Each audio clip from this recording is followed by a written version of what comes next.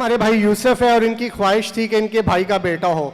इन्होंने यहाँ पे स्पेशल प्रेयर करवाई और खुदा ने इनके भाई को एक प्यारे से बेटे से फजल नवाजा।